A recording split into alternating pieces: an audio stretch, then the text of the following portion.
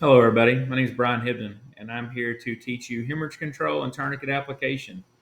I'm a National Registered Advanced EMT, been with the Tallahassee Fire Department for 25 years, and been with LaFleur County EMS for 5.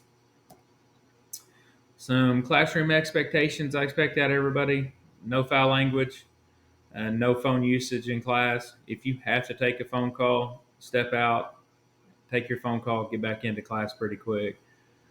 Be back in class on time from your breaks, and be an active participant in discussions and skills today. So, for your introductions, I want you to tell me a little bit about yourself.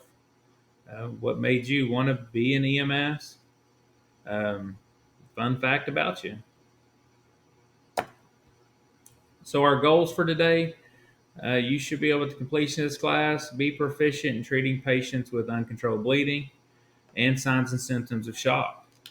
Your objective today: you will be able to demonstrate how to properly control bleeding, apply a tourniquet, and treat for shock to the EMT level.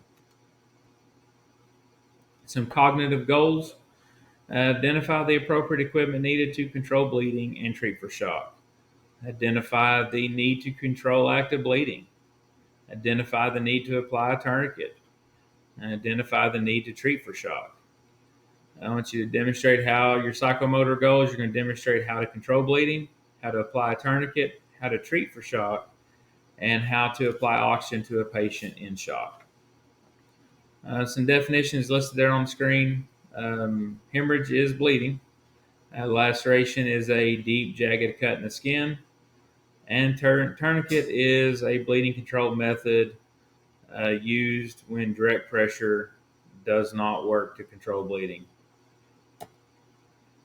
5 types of bleeding are listed there on the screen. We're going to be focusing on arterial and venous in this class today. Venous bleeding. It's dark red blood. It can vary from slow to severe stream depending on the size of vein that is cut. It is easier to control than arterial bleeds. So, how is venous bleeding often controlled?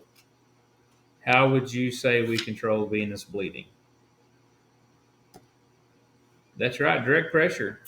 You apply direct pressure with a gloved hand and a sterile dressing, and you maintain that pressure until the bleeding stops. Does anybody have any questions or comments about that? All right. Arterial bleeding. It is bright red blood, often spurting. It is a large volume of blood. If your blood pressure is high, the amount of blood flowing out of that arterial bleed is going to be fast and with a lot of pressure.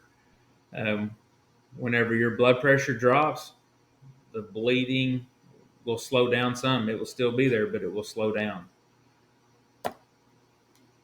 Here's a question. As your blood pressure drops, the amount of spurting blood does what? Just gave you the answer. That's right. It decreases. The amount of blood will decrease when your blood pressure drops. So, how do we typically treat an arterial bleeding in an extremity? Well, what you learned with venous bleeding, direct pressure works for venous bleeding. So, we're going to go ahead and we're going to use direct pressure to see if we can get it controlled. If direct pressure doesn't work, then we're going to the next step, which is applying a tourniquet. Um, with arterial bleeding being harder to control, the tourniquet may be the initial way to go. Severity of bleeding is measured by the volume and rate of blood loss, and you have to take into consideration the age and pre-existing health condition of your patient. If your patient is on blood thinners, you're going to have a harder time controlling the bleeding. And that is even in venous bleeding. If your patient is on blood thinners, you're going to have a lot of blood that you're going to have to try to control just due to the clot factor of the patient. Some things to think about.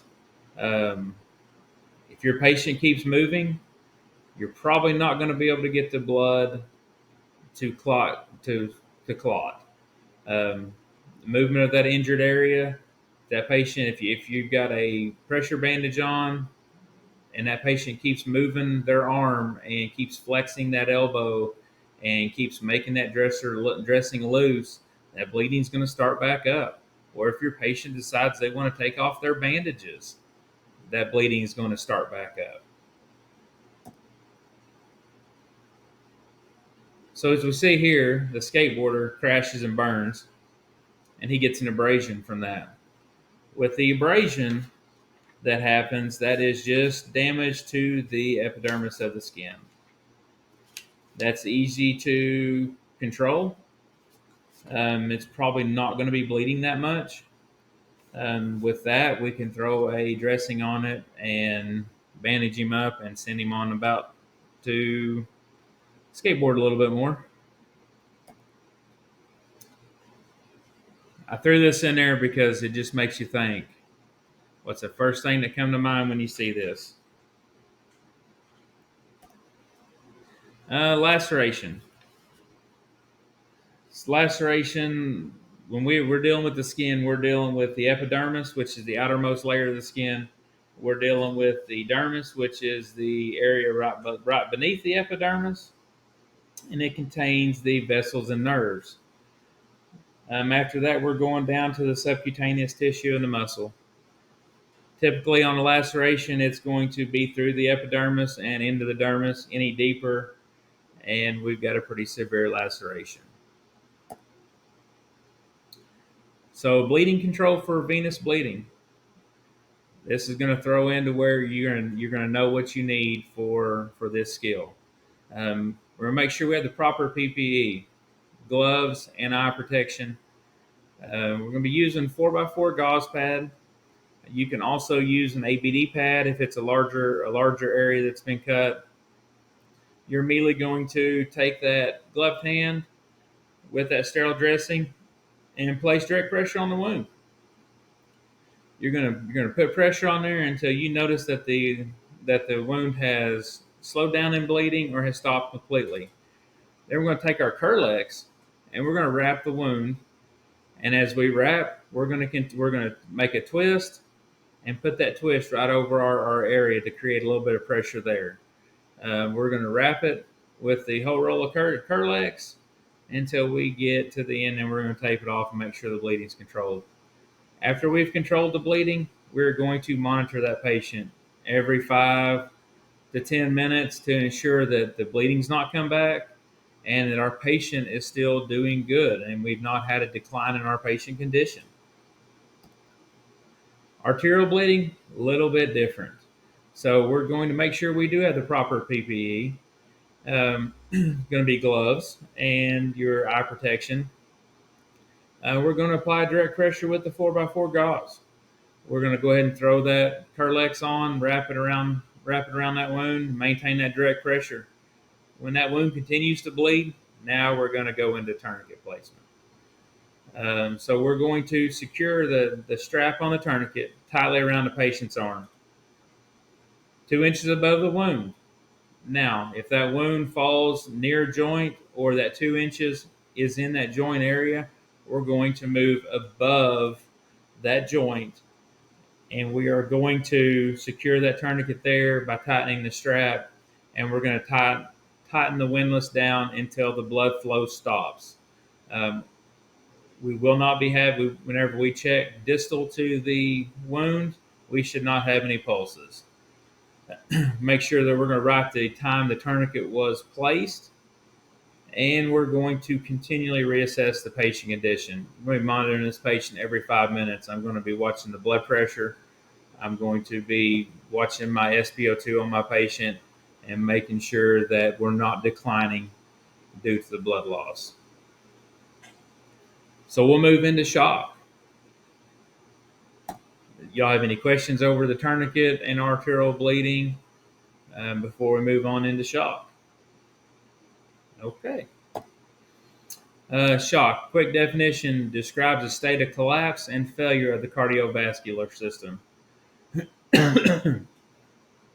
When the circulation of blood becomes inadequate, the oxygen and nutrient needs of the body cannot be met. Hypovolemic shock is a result of inadequate amount of fluid or volume in the circulatory system, and usually injuries involving bleeding may result in a hemorrhagic shock.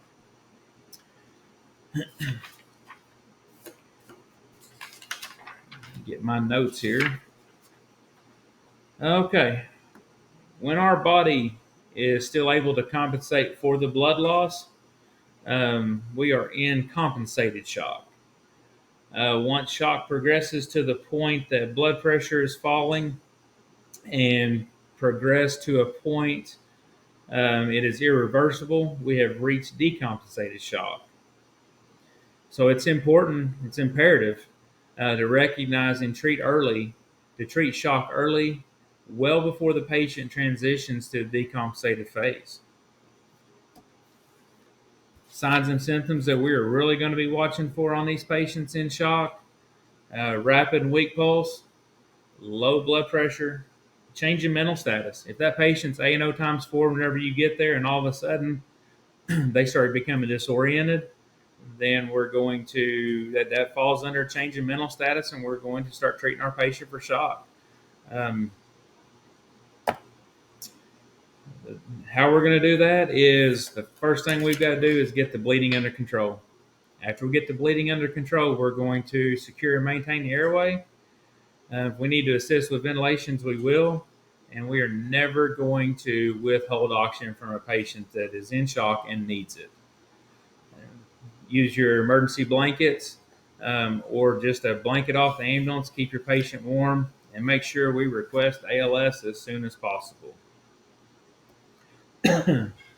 So, summary for this class: remember, venous bleeding will be dark. It can be heavy, but typically it's controlled with direct pressure and a pressure dressing. Arterial bleeding, it's going to be bright red in color. More than likely, will be spurting. It is harder to control than venous, or harder to control with direct pressure, and is probably going to require a tourniquet to bring it under control. Remember, like we said a while ago, tourniquets are placed 2 inches above the wound. If that 2 inches falls within the area of a joint, you go above the joint. You're going to tighten the windlass until your distal pulses are no longer felt and the bleeding is under control. As we said earlier, shock needs to be treated immediately. You have to control the bleeding first.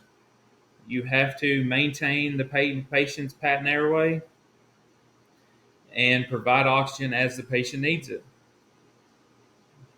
Keeping the patient warm is a big deal, and rapid transport or ALS intercept this patient.